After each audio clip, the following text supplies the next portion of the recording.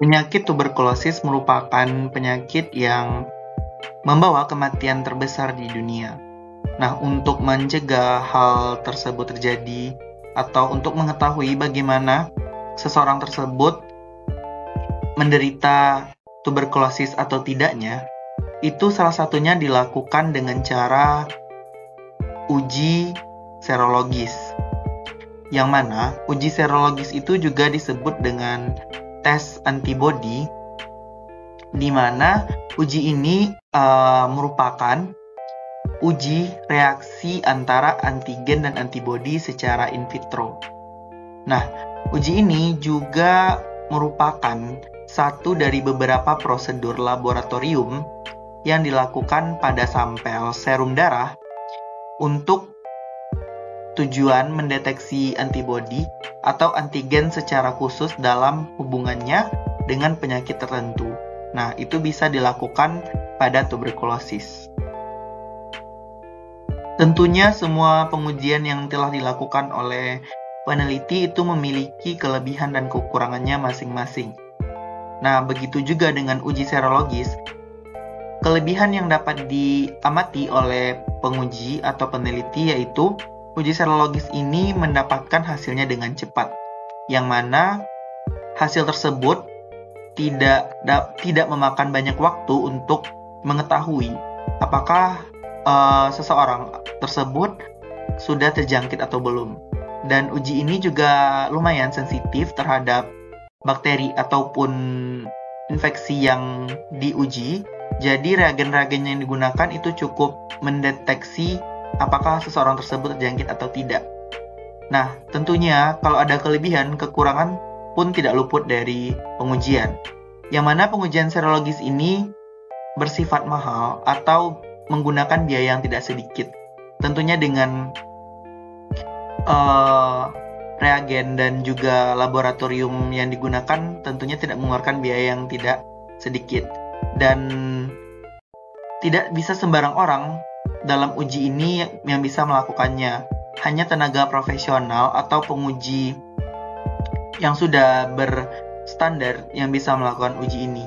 Dan biasanya terdapat ketidakakuratan di hasil, yaitu sering terjadi perbedaan atau sangat sulitnya membedakan apakah hal tersebut termasuk MTB ataupun NTM. Beberapa uji serologis yang digunakan untuk mendiagnosis TB pada tubuh manusia itu yang pertama adalah enzim link immunosorbent assay atau biasa disingkat dengan ELISA. Nah, bagaimana sih prinsip dari ELISA ini?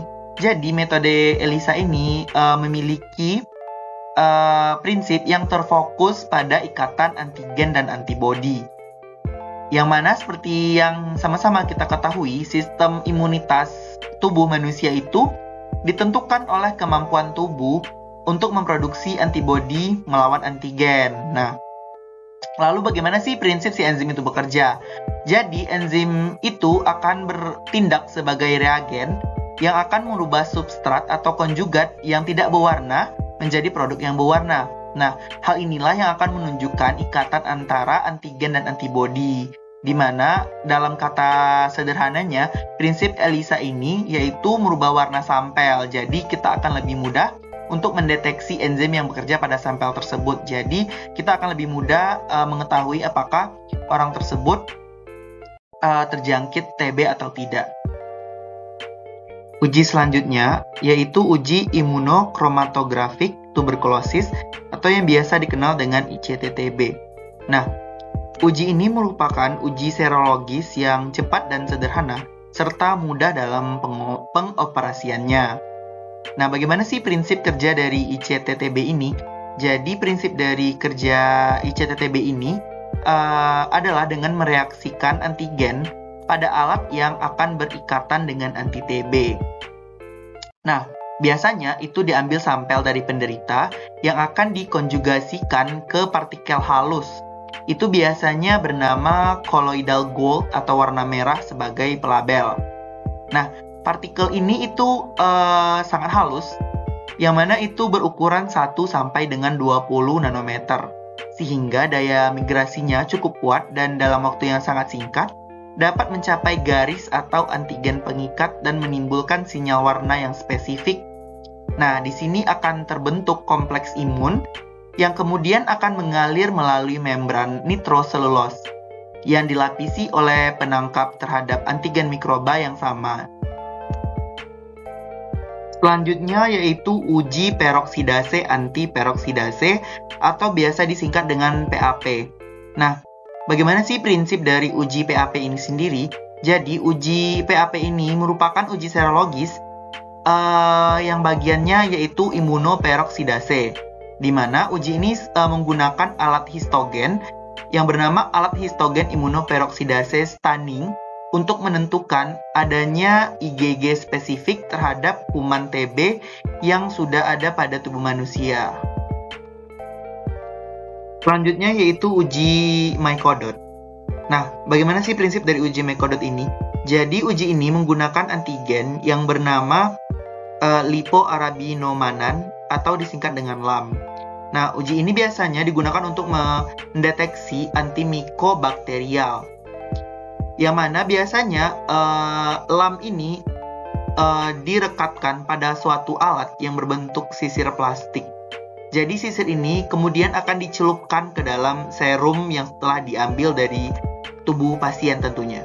Dan bila di dalam serum tersebut terdapat antibodi yang spesifik terhadap anti-LAM dalam jumlah yang memadai sesuai dengan aktivitas dari penyakit, maka akan timbul perubahan warna pada sisir dan dapat dideteksi dengan mudah.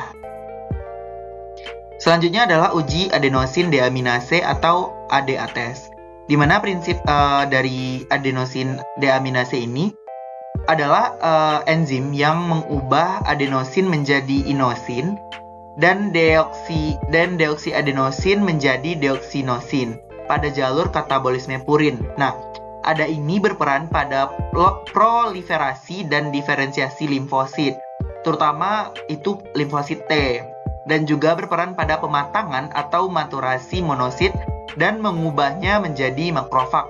Nah, konsentrasi ADA serum ini akan meningkat pada berbagai penyakit di mana imunitas seluler distimulasi, sehingga ADA ini merupakan indikator imunitas seluler yang aktif. Nah, kondisi yang memicu sistem imun seperti infeksi Mycobacterium tuberculosis itu akan dapat meningkatkan jumlah produksi ADA di area infeksi. Nah, kadar ADA ini akan meningkat pada tuberkulosis karena stimulasi limfosit T oleh antigen-antigen mikobakteria.